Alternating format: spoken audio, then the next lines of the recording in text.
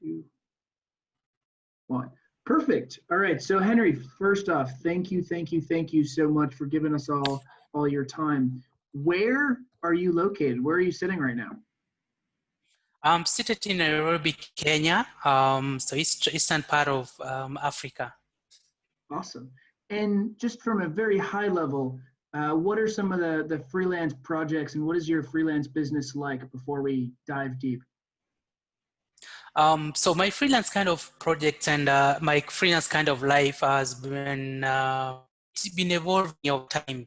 It's like it's been growing. So when I started the first time, I would do a bit of virtual assistant kind of support kind of projects. But there are quite a number of advantages with online jobs is you get to develop skills more as demand goes around. So like you meet this client and I would deliver virtual assistant kind of projects, and at some point they would require someone else to deliver other kind of project like graphic design projects. Need someone else to do a bit of record keeping, QuickBooks and stuff. And I was like, these are some of the things they can do. Why do we need to hire anyone? And I was like, I would not even say no. I would be like, okay, I think you get someone else to do it. But personally, during my free time, I spend time to learn the skills to do graphic design using Photoshop, using Illustrator, and now QuickBooks. What are QuickBooks? And I go online, get QuickBooks, learn about QuickBooks. The next project she has, and I'm like, oh, I can do QuickBooks. I can do a bit of data analysis. I can do graphic design. I can do quite now. At the moment, I can do almost everything, way from image annotation, transcription, translations, web research, data entry, data analysis. And because, as I've said earlier, you keep growing and developing skills every time. Awesome. So I'm not gonna lie. Usually, like I get most excited about the last question, but I'm actually this might be what I'm most excited for. What was life like? What was Henry like pre-freelance, and how did you help us understand how you went from pre-freelance Henry to now?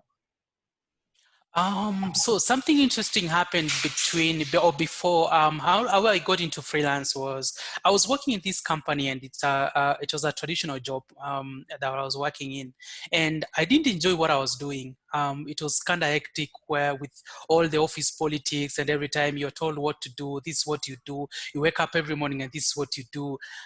At some point it got boring, and at some point I think I got fed up and got tired with the job, because I wanted something challenging every day, and that didn't come through from the traditional jobs. So what I did was I stopped working with the job, and it was in between jobs. I was looking to get into another job, that now I realized that, hey, I think I need more complex things than just traditional or getting paid.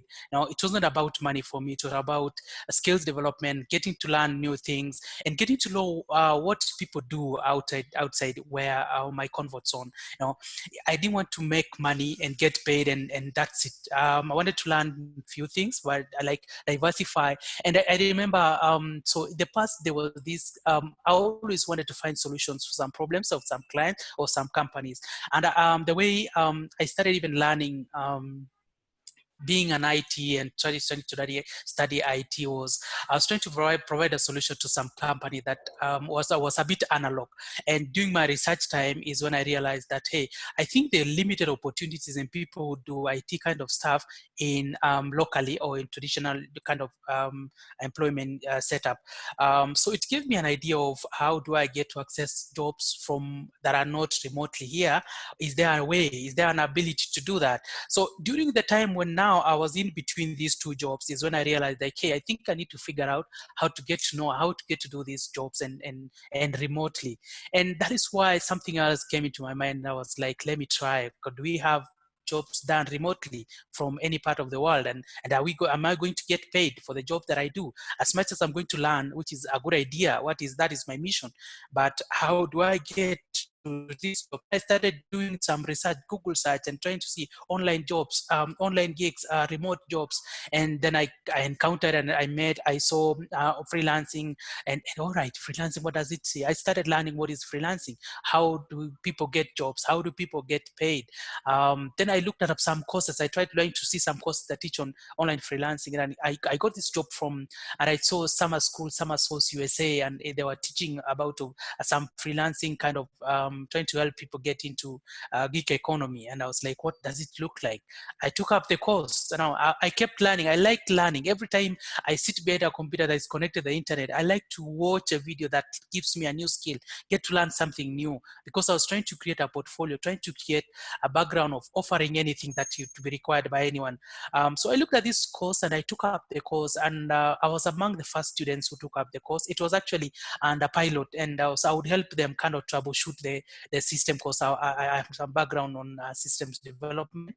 So I kept trying to troubleshoot some course stuff, and I was among the best students. And out of that, I got to learn what is online work. How do you find work? How do you create profiles? How do you create your compelling profile? How do you write your proposal and stuff? And then that is where the journey began. Once I created my profiles, and it was time to get looking for projects, and it was a bit harder then. But yes, after learning from the best, after getting the course, I was already equipped. To get started with freelancing, you need to have the skills. You're going to the marketplace, you're going to sell your skills. What are you going to sell? You need to make sure you're prepared. So personally, I had spent some time to make sure that I have marketable skills. Like I was good in my digital literacy skills was on point. My communication skills needed to have been on point. What was I going to sell? What are some of the skills? I made sure that I knew how to do a bit of systems development.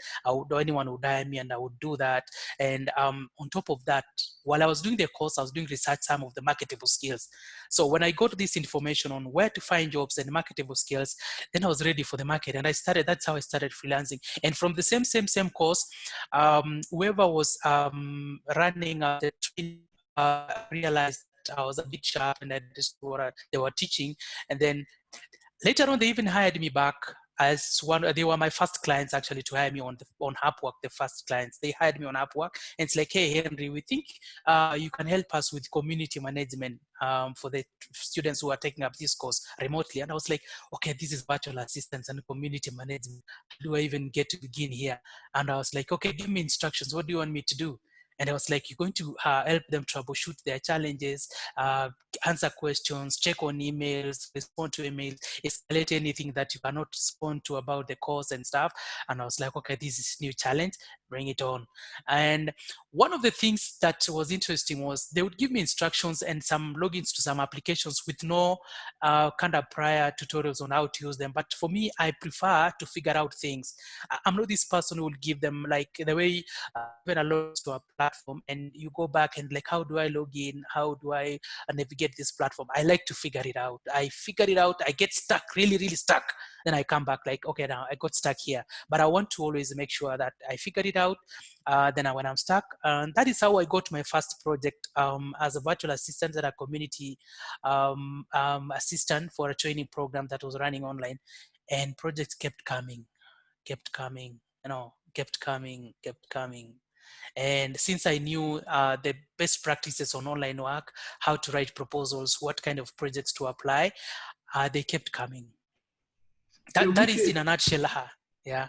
We could probably take everything you just said and pick out each one and have an hour session for each. For example, proposals, exactly. Marketability. But a serious question though is, how do you know what your marketability is? Because if you're sitting in a full-time job, your marketability usually is the fact that you're already working for that company. But when you get into a freelance environment, there's a tangible skill set that you know that you have to show the customer. So it's not as simple as being able to say, I worked 2 years at Bain or I did 2 years at EY. You need an actual tangible outcome that'll help the client. So how did you know? And what can freelancers do to be able to discover what their marketable skill set is? Very good question. Now, two things to that. So the first thing is you need to make sure that there's a distinction between traditional jobs, traditional jobs and skill sets that is required versus the online jobs. Now, there is different classifications on online jobs, and we usually call them online job categories, right? They are categorized, or they are classified into categories and subcategories depending on two things. So the first one is the skills. what skills, specific skill sets that you require. If, for instance, let's say you're talking about the ability to do data entry, and data entry is classified into a major category, which is admin support. No, they are classified because there is a specific set of skills that is required by anyone who does data entry or admin support jobs. Secondly, you need to make sure you understand or you have the knowledge and the know-how to use softwares that are required for a specific category of jobs. So traditional jobs, you can say you are an accountant, but when you go to online jobs, you realize there are different classifications because depending on two things, the skills required and the software that are required to deliver project. Like for instance, if you're thinking about graphic design, you will need Photoshop, you will need Illustrator. So you'll need skills. What skills? The creativity, the sketching are skills, but software that like Illustrator and Photoshop are the softwares and skills. So two things to choose your category or to choose kind of jobs you'd want to offer is you look at the classifications that we have on online jobs. They always have skills required and software required. So you'd say, I can't do admin support, I can't do graphic design, I can do writing because it requires this set of skills and these softwares. Then you choose from there. So every freelancer needs to have certain skills and knowledge on certain software that are required for different categories that you have for online jobs. I love that. So step one, pick the category, and then you break it up by the skill and the software required. Now let's break into that skill though. How do you prove that skill, right? And there's a lot of skills that are also subjective. For example, communication, like you mentioned. But let's pick out one of those skills and let's pick out how you know you have it. Because I think one of the hardest parts too is, I'm a product manager. How do I know if I'm a good product manager? Am I good enough where this job is this expensive and I have that skill? So let's break into that skill if we can. So that's one of the key things that you get to do. So I always break it down into two. There is the soft skills, and then there is the technical skills. Soft skills and the technical skills. On the technical skills is the ability to use the soft skills is some of the skills that facilitate. There are skills that you personally need to have to do certain kind of jobs. And then the technical skills is the ability to use some application that deliver the quality exact work.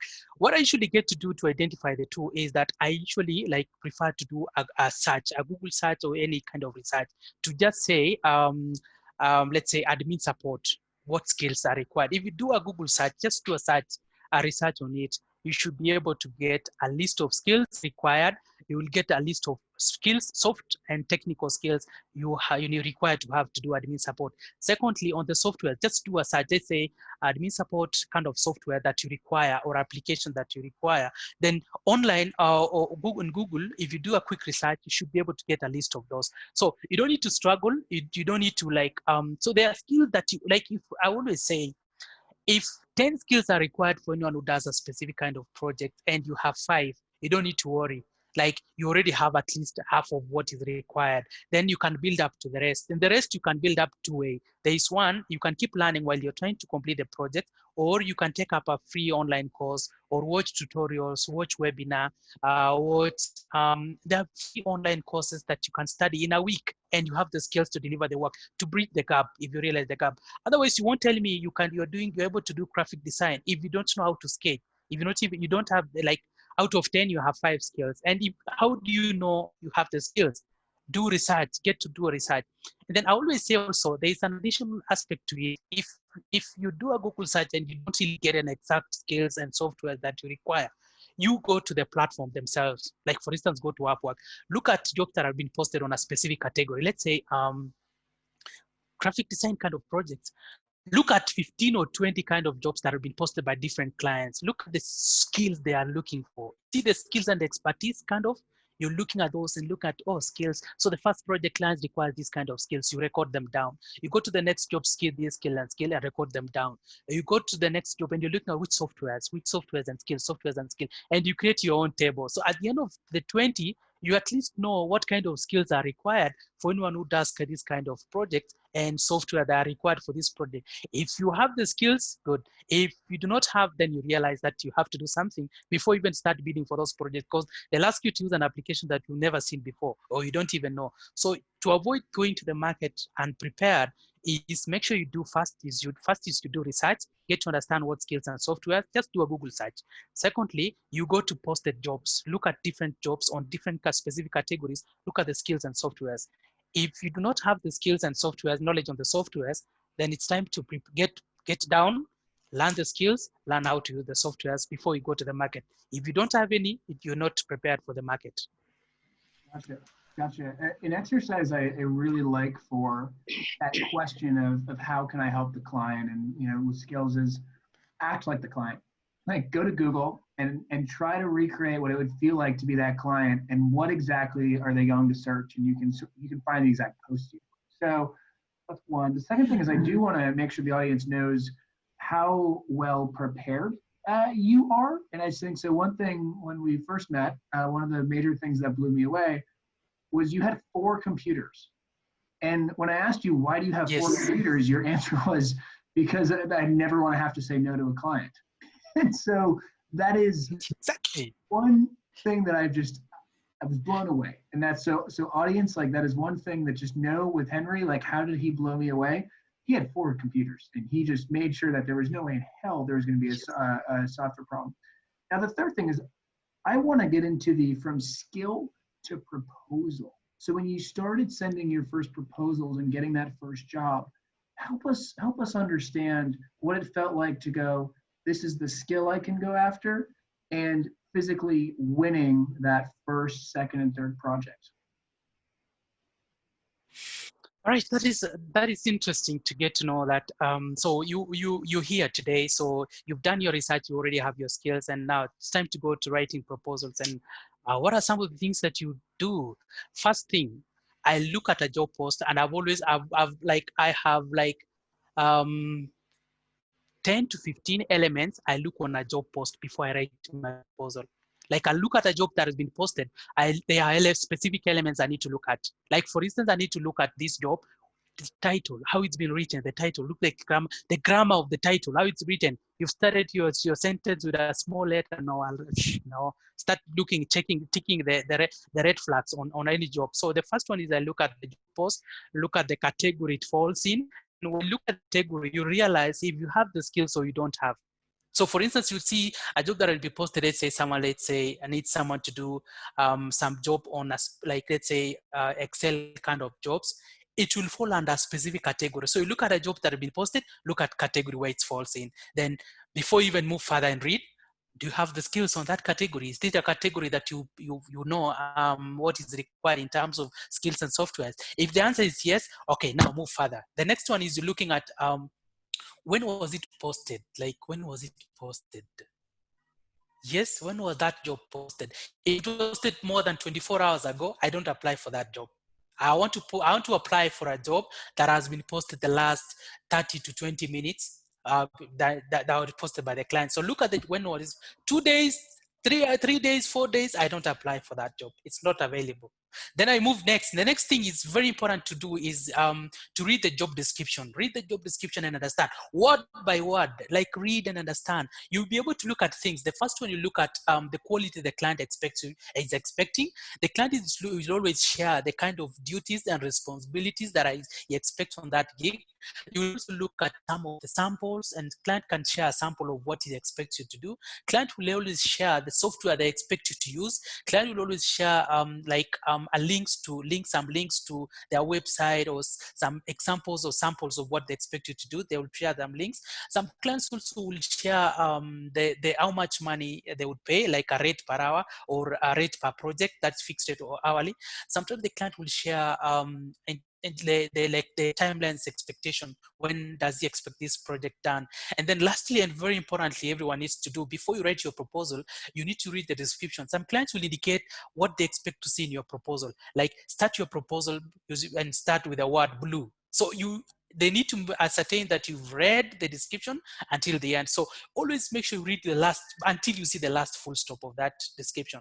And if everything else checks, you have the experience, you know how to deliver the quality work, you're going to meet client expectation, you understand the responsibilities, you understand the duties, then the description sounds fine. Now you move to the next one. So the next one below it, there's always number of hours per week or the length of that project. If you realize you don't have time, let's say for the next 6 months, you'll be going back to school or something's going to happen, you don't need to pick project that would require you more than the time that you have. Yeah. And then the next one also is you need to make sure if it's, you look at the contract type. If it's an hourly or fixed rate kind of project, I always prefer to choose hourly contracts. So anything that is fixed rate, you go aside. I always prefer hourly, and I have a lot. I can share reasons why later on.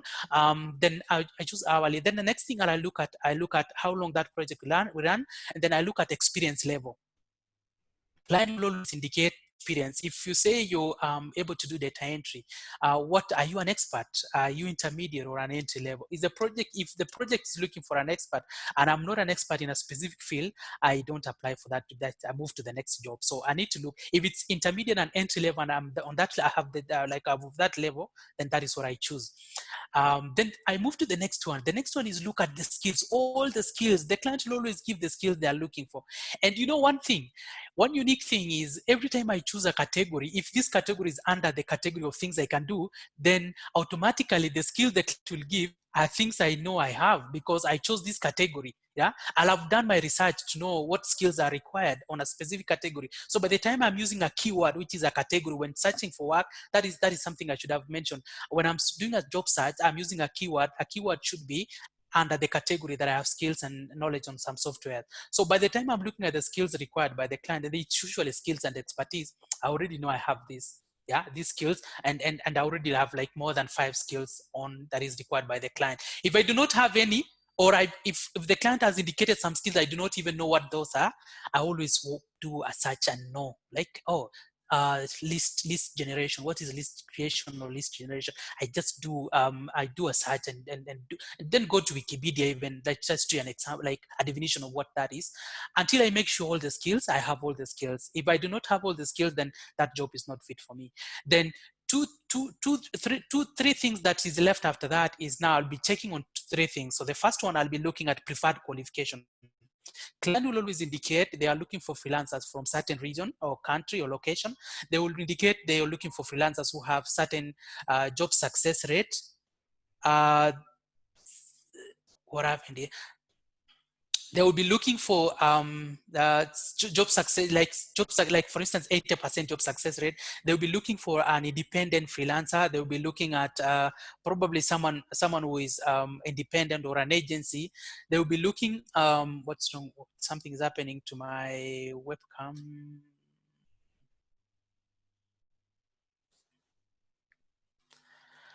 The audio is still working, so no worries.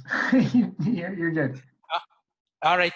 So yes. So be looking at preferred qualification. So like looking. So probably how many hours you've worked on the platform, or you've ever worked, how much money you've ever, and sometimes they say I need someone who's under $1,000 or $100. If I realize I do not have that, then you don't need to apply for that project if I do not meet the preferred requirement. And then the next one would be you move to the next, like I've already mentioned, there were 3. So the first one is preferred qualification, and then the next one is activity on this job. Activity on this job is I want to apply for a job that has received 1 to 5 proposals. I don't want to apply for a job that has received 20 to 50 proposals. I know the client will not have a chance to look through all the proposals. So I want to make sure my proposal is within the first 5. One, client will have a chance to look through the first 5 proposals. So I don't want to apply any job that has more than 10. Yeah. Gotcha. Then again, sometimes on activity on this job, you'll always look at the client had invited anyone.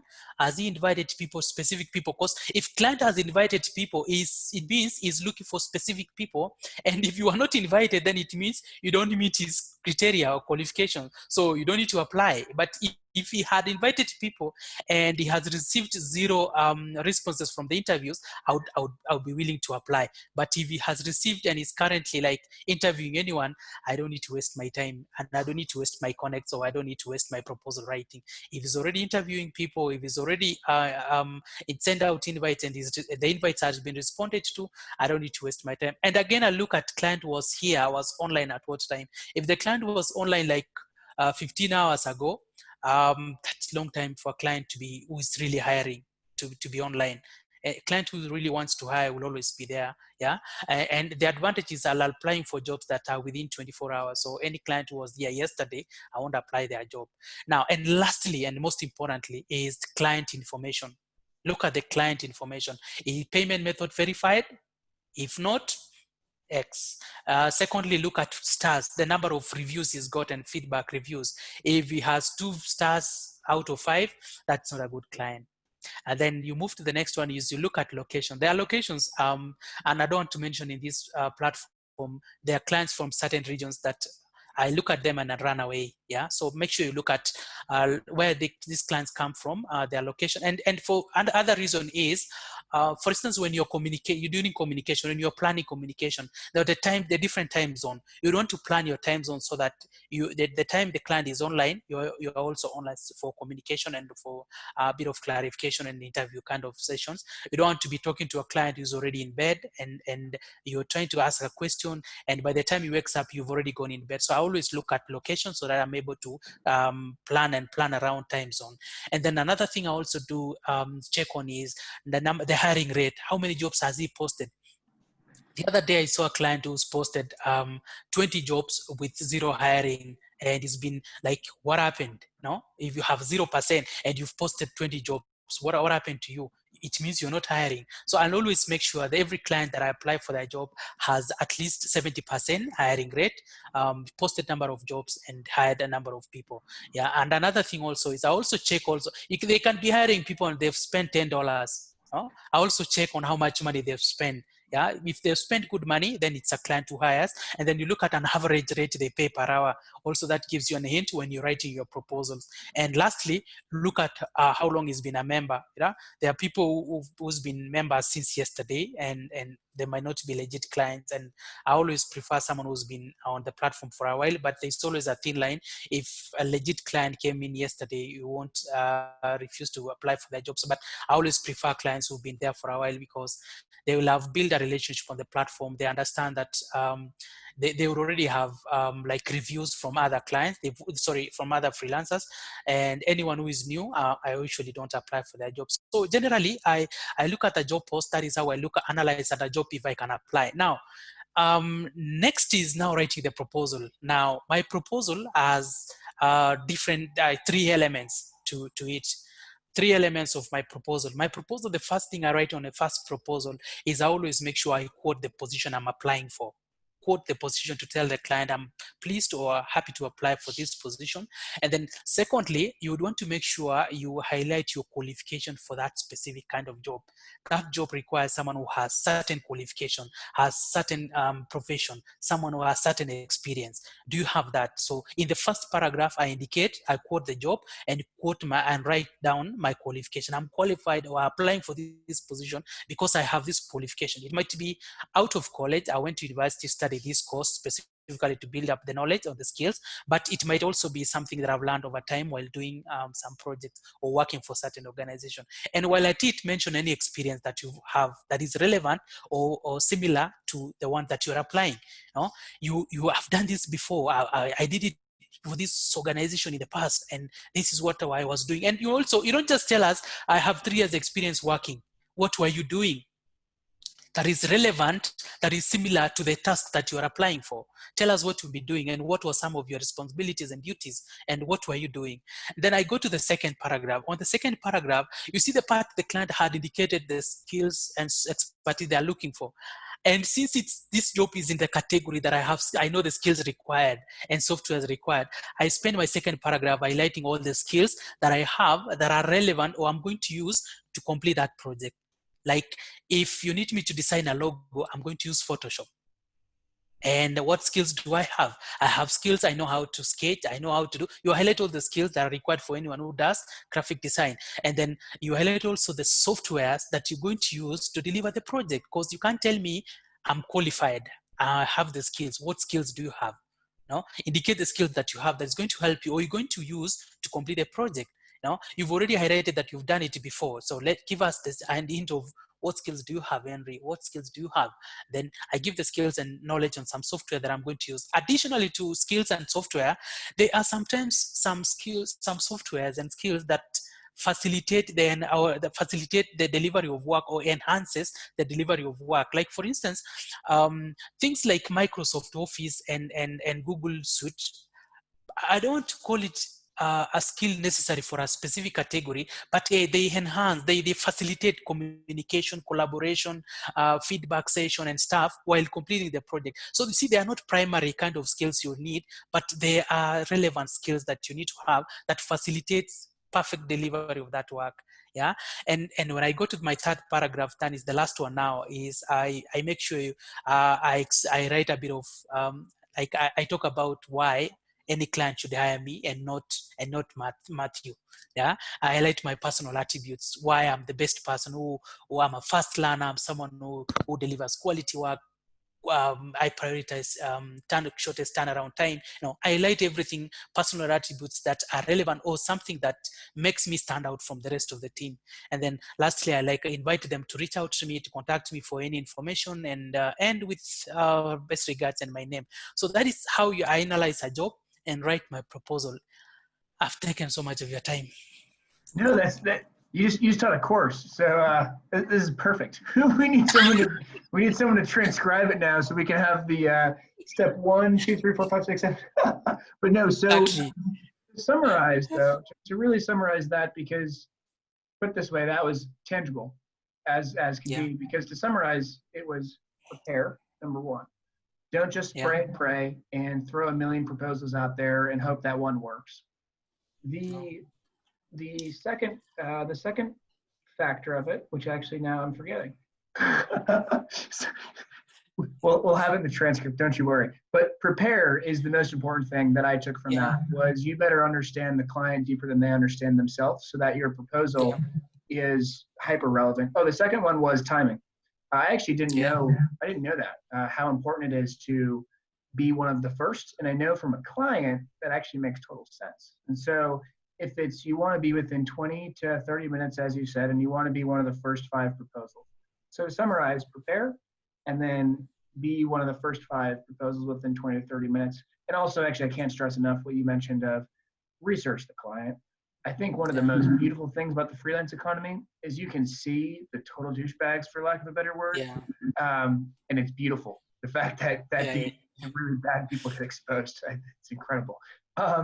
So sort of last question, and I think I know a little bit, but I can't wait to hear more. When the perception of freelancer can be that it's just one person, but I know it's not just you. I know that you have other collaborators and people that you work with, but I would just love to hear, for you, you're not just a freelancer, you're a freelance business. And so what does your freelance business look like? Freelance business is, when you think about freelance business, you're thinking about 2 things. You're thinking about opportunities. You're thinking about your freelancers as a resource, that is like human resource for your opportunity. And then the other thing is you're thinking about clients management and project management. So it's broken down into kind of levels or layers. As you think about freelancers as a resource, is what skills do they have, what kind of knowledge they have, like prepared to make sure that you have a team you can always ramp down or ramp up anytime as you wish, depending on the demands that you have. Then the second question would have been, or the second kind of step is, how about opportunities? How do they get opportunities once you have a team, you're working with a team? How do they get opportunities? So one of the things that happen is it's kind of open. So there's a way that the team that I work with, or the team of freelancers that I engage with, have an opportunity, have an option of choosing clients or bidding for projects on their own. I have an option of bidding for projects on their behalf. I have an option of assigning them clients.